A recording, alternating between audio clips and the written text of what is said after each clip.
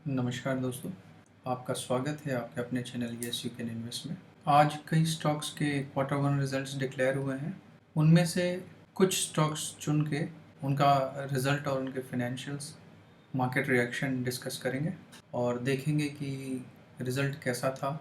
Result पे जो investors हैं या मार्केट है उसका कैसा रिस्पॉन्स रहा, किन रिज़ल्ट्स को इन्वेस्टर्स ने थम्स अप दिया, किसको थम्स डाउन दिया, कौन से ऐसे रिज़ल्ट इन सिंक थे कि जो अच्छे थे और इन्वेस्टर्स ने लाइक किया।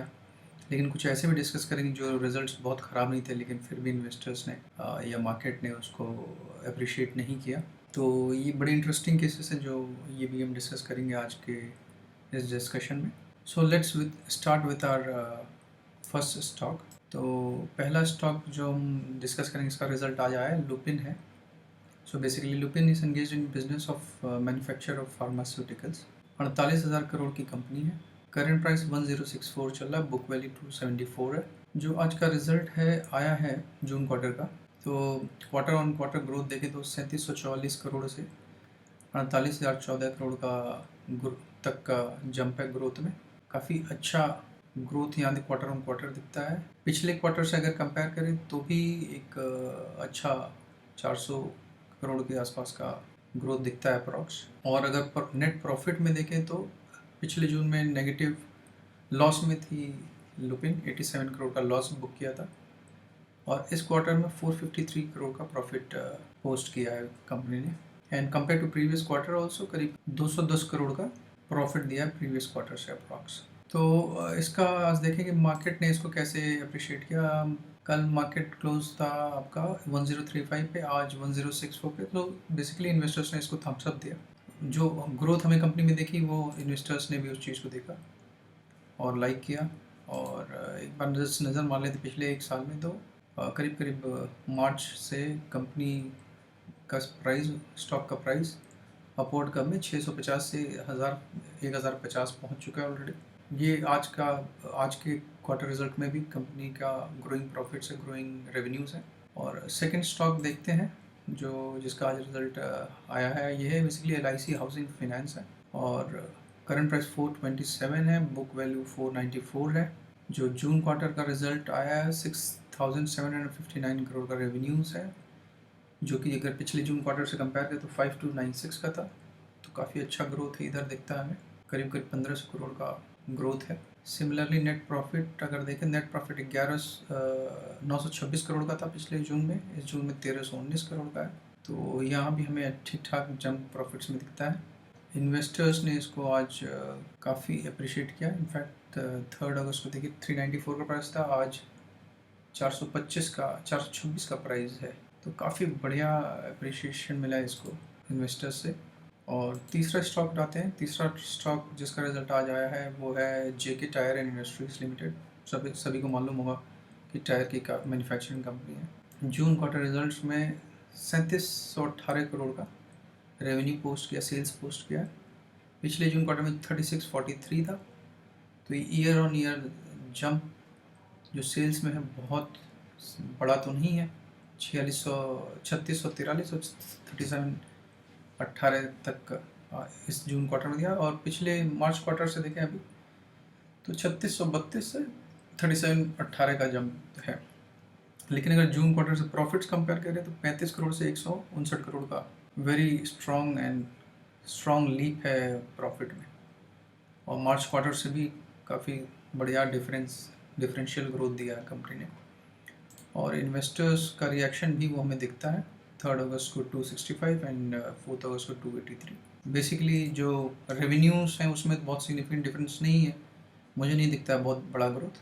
लेकिन सो बेसिकली कंपनी पिछले क्वार्टर में दिसंबर में 17% का ग्रोथ था, मार्च में 9% के करीब है। तो करीब करीब फ्लैटर हो रहा, ग्रोथ बहुत स्ट्रांग नहीं हो रहा, लेकिन प्रॉफिट्स में वो कन्वर्ट होते दिखा। प्रॉफिट्स में काफ़ी सिग्निफिकेंट जंप है जो कि इन्वेस्टर्स ने लाइक किया है। बट मी एज इन्वेस्टर अगर इस तरह का ग्रोथ चलता रहा तो I don't think it will be a very value investing as an investor, क्योंकि रेवेन्यू नंबर्स भी बढ़ने चाहिए ताकि कंसिस्टेंसी, सेल्स ग्रोथ में कंसिस्टेंसी रहे ताकि वो फ्यूचर में स्टॉक प्राइस और बेनिफिट टू इन्वेस्टर और नेट प्रॉफिट्स में वो कन्वर्ट होता रहे। तो आई थिंक ये चीयर मार्केट का जो मिल रहा है वो प्योरली प्रॉफिट्स की वजह से मिला है कंपनी को। अगला स्टॉक देखते हैं, जेएम फिनेंशियल है। इसके क्वार्टर रिजल्ट्स में देखिए आप, जून से जून में 791 से 1065 सीआर का जंप है रेवेन्यूज़ में। प्रॉफिट डिक्लाइन हुआ कंपनी का, पिछले जून क्वार्टर में 198 सीआर था, इस बार 177 सीआर है। मार्च क्वार्टर से जंप है। और इसमें एक चीज़ और देखने की बात है कि बेसिकली कंपनी अगर quarter on quarter, year on year quarter results देखें तो दिसंबर क्वार्टर अगर देखें तो 261 से 240, मार्च देखें 228 से 32, जून देखें 198 से 3 क्वार्टर से रेगुलरली ये डिक्लाइन पे है प्रॉफिट्स पे, जो कि बहुत अच्छा सिम्टम तो नहीं है किसी भी स्टॉक के लिए या किसी कंपनी के लिए। बेसिकली इस चीज़ को ये इनके रिएक्शन में, जो इन्वेस्टर्स उनके रिएक्शन में भी दिखता है। ये प्राइस देखिए 2 अगस्त से ही डिक्लाइन पे, 3 अगस्त का प्राइस था 80 रुपये का, आज गिर के 75 का हो गया है। सो इनसिंक ही ऑलमोस्ट जैसा रिजल्ट है वैसा रिस्पॉन्स चल रहा है क्लाइंट स्टॉक मार्केट का। अगला स्टॉक जो हम जिसका रिजल्ट आया है क्वार्टर 1 का, ये है कैम्प्स सर्विसेज। ये जानते भी होंगे, मैं आपको ब्रीफ भी करता हूँ। बेसिकली ये म्यूचुअल फंड्स की ट्रांसफ़र एजेंसी है। करंट प्राइस 2312 है, बुक वैल्यू 149 है। जून क्वार्टर में 244 करोड़ का रेवेन्यू कंपनी ने पोस्ट किया है। अब इनका year on year sales growth देखिए बहुत ही फ्लैट हो गया है। इनिशियली तो बहुत बढ़िया चल रहा था पिछले एक साल में, एक साल करीब करीब 20%, 26%, 30% इस तरह का ग्रोथ चल रहा था ईयर ऑन ईयर सेल्स बस।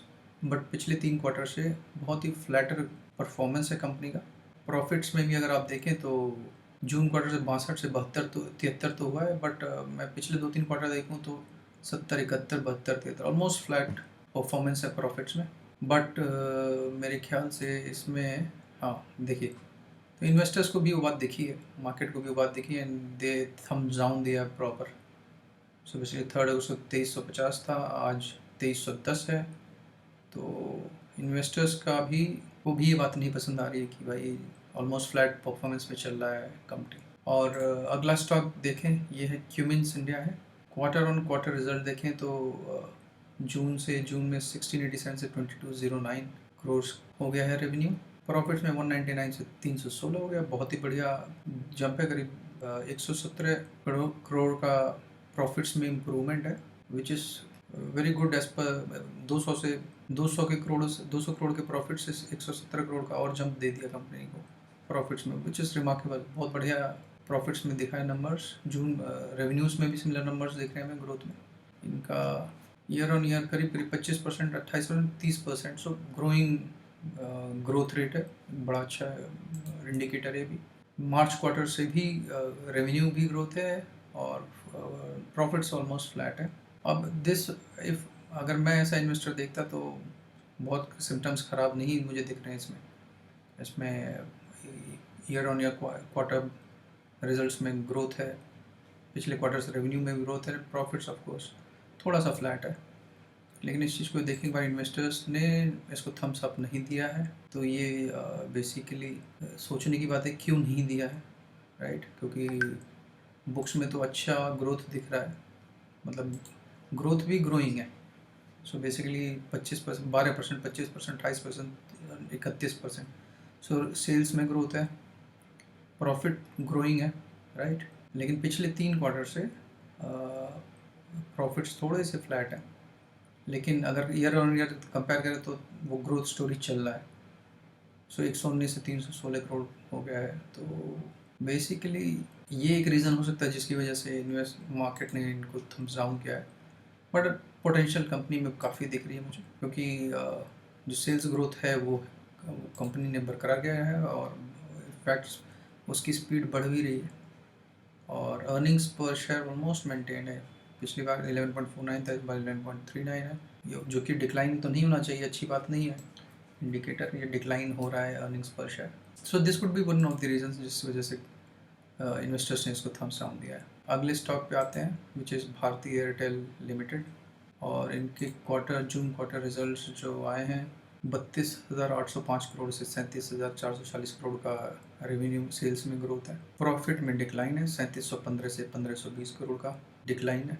अर्निंग्स पर शेयर ऑलमोस्ट फ्लैट है, 2.73 से 2.89 है। पिछले क्वार्टर से प्रॉफिट्स भी कम है और अर्निंग्स पर शेयर भी कम है। सो बेसिकली ये हमें दिख रहा है कि प्रॉफिट्स डिक्लाइन हो रहे हैं, लेकिन इन्वेस्टर्स का रिस्पांस अगर हम देखें, इन्वेस्टर्स ने इनको थम्स अप दिया है। सो बेसिकली अगर 3 अगस्त देखें, 3 अगस्त 871 था एंड 4 अगस्त आज 889 हो गया है। ये एक शेयर है भारतीय एयरटेल। दूसरा आइसर मोटर्स है, इसका क्वार्टर रिजल्ट्स अगर देखें तो 339 से 3986 है, ग्रोइंग रेवेन्यू है।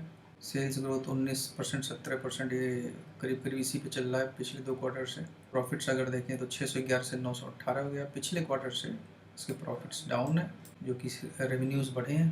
तो इसका रिस्पांस क्या दिया है? इसका रिस्पांस इन्वेस्टर्स ने थम्स डाउन दिया है। सो बेसिकली इसमें रेवेन्यूज़ ग्रो हो रहे हैं, प्रॉफिट ईयर ऑन ईयर बढ़ा है, लेकिन इनफैक्ट पिछले क्वार्टर से भी बढ़ा है एंड पिछले ईयर जून क्वार्टर के रिजल्ट से भी बढ़ा है। रेवेन्यूज़ भी बढ़े, but investors have given it a thumbs down in the market. यही हमें देखना होता है बेसिकली जब हम इन्वेस्ट करें कि अगर कोई स्टॉक है। अब देखिए, इन स्टॉक्स का बहुत ख़राब रिजल्ट नहीं है आइसर मोटर्स का, मतलब जून क्वार्टर से ग्रोइंग प्रॉफिट है, पिछले क्वार्टर से ऑलमोस्ट ग्रोथ है 200 करोड़ के सेल्स का।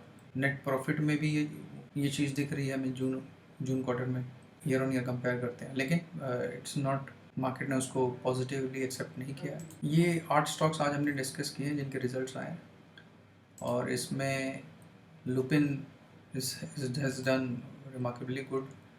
और दूसरा LIC हाउसिंग फाइनेंस का रिजल्ट बहुत ही कॉन्फिडेंट गिविंग है। सबसे अच्छी LIC हाउसिंग फाइनेंस की एक और अच्छी बात है, मतलब आई थिंक आपको नोट करना चाहिए कि इसका current prices it's still below the book value, it's still undervalued. तो I think this could be one pick to study, to invest. और JK टायर का रिजल्ट अच्छा रहा है इस बार, इस क्वार्टर का, मार्केट ने भी वैसे अप्रिशिएट किया।